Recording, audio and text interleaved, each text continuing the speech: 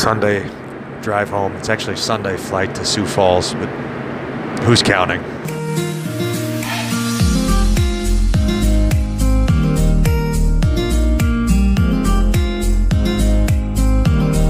Today's All Saints Day, the Sunday after November 1st, where we remember those who have departed. But it's important for us then to think about what a saint is.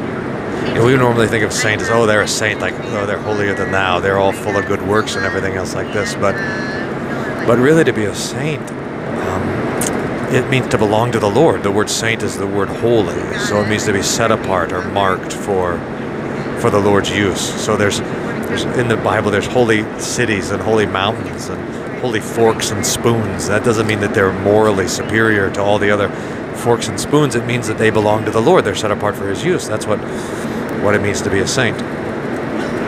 So for us to be set apart for the Lord's use. Now, the picture that we have from Revelation 7, which is one of the most glorious passages in the whole of the Bible, is the picture of those who have come out of the Great Tribulation. That's this life now, the Great Tribulation, and have made themselves white with the blood of the Lamb.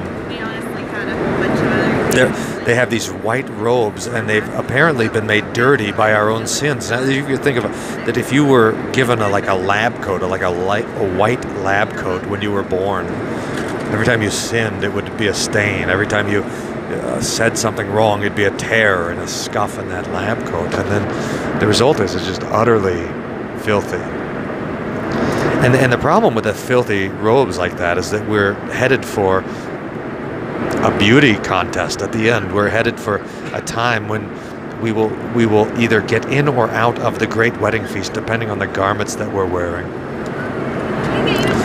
Hold on, I'm gonna get a cup of coffee. The coffee machine was broken. It's Coke today. United. Anyhow, so the picture is that we're wearing these tattered white robes, or tattered, filthy, stinky robes, and we've got to go onto a beauty contest, and we're going to go out there and be judged. And this is a frightful sort of thing, because if we're judged to be beautiful or not beautiful, it's like in a military inspection. If we're judged to be not beautiful, then out we go. But right before we go on stage, there's a vat full of lamb's blood.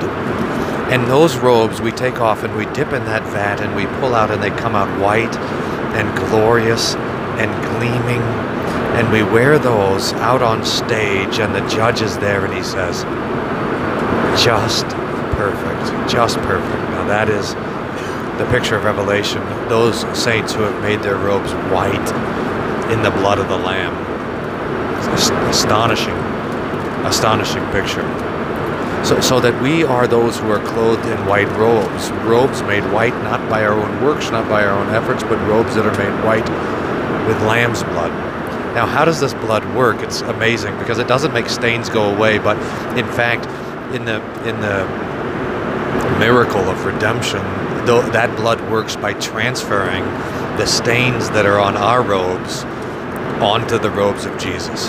So in fact, if you want another picture, you could say that here's Jesus standing there as you're about to go out on stage, and he says, hey, give me those robes. And he takes our filthy robes and he puts them on, and he goes out wearing those robes and gets crucified for it.